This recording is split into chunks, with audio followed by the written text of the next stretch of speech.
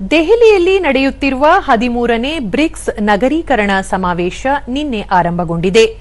ಭಾರತದ ಅಧ್ಯಕ್ಷತೆಯಲ್ಲಿ ನಡೆಯುತ್ತಿರುವ 2 ದಿನಗಳ ಸಮಾವೇಶದಲ್ಲಿ Brazil, Russia, Indonesia, Bharat, China, ದಕ್ಷಿಣ ಆಫ್ರಿಕಾ, ಈಜಿಪ್ಟ್, ಇಥಿಯೋಪಿಯಾ, ಇರಾನ್ ಮತ್ತು ಯುನೈಟೆಡ್ ಅರಬ್ ಎಮಿರೇಟ್ಸ್ ದೇಶಗಳ ಸಚಿವರು, ಹಿರಿಯ ಸರ್ಕಾರಿ ಅಧಿಕಾರಿಗಳು ಹಾಗೂ ನಗರಾಭಿವೃದ್ಧಿ ತಜ್ಞರು ಭಾಗವಹಿಸಿದ್ದು, ಪ್ರಮುಖ ನಗರಾಭಿವೃದ್ಧಿ ಆದ್ಯತೆಗಳ ಕುರಿತು ಚರ್ಚೆ ನಡೆಸಲಾಗುತ್ತಿದೆ.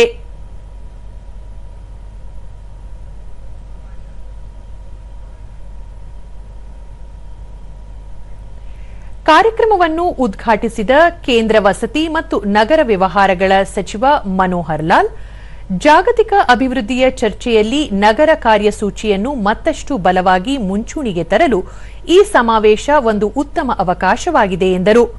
ನಗರಾಭಿವೃದ್ಧಿ, ಹವಾಮಾನ ಮತ್ತು ವಿಪತ್ತು ನಿರೋಧಕ ಮೂಲಸೌಕರ್ಯ, ಸಂಸ್ಥೆಗಳ ಬಲವರ್ಧನೆ ಮತ್ತು ಡಿಜಿಟಲ್ ಆವಿಷ್ಕಾರಗಳು ಭಾರತದ ಅಭಿವೃದ್ಧಿ ಪಥದ ಪ್ರಮುಖ ಆಧಾರ ಸ್ತಂಭಗಳಾಗಿವೆ ಎಂದು ತಿಳಿಸಿದರು. Urban realities may not be identical, but our aspirations, however, are deeply connected. The themes of this forum, Cities for People, BRICS Cooperation for Inclusive and Resilient Urban Futures, reflects that shared goal. Over the next 2 days, we will examine these themes through closely connected priority areas.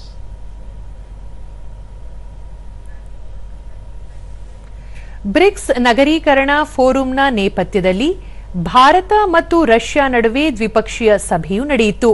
ಕೇಂದ್ರ ವಸತಿ ಮತ್ತು ನಗರ ವ್ಯವಹಾರಗಳ ರಾಜ್ಯ ಸಚಿವ ತೋಖಾನ್ ಸಾಹು ಮತ್ತು ರಷ್ಯಾದ ಸಹವರ್ತಿ Yuri ಮುತ್ಸೆನೆಕ್ ಈ ಸಭೆಯ ಜಂಟಿ ಅಧ್ಯಕ್ಷತೆ ವಹಿಸಿದ್ದರು.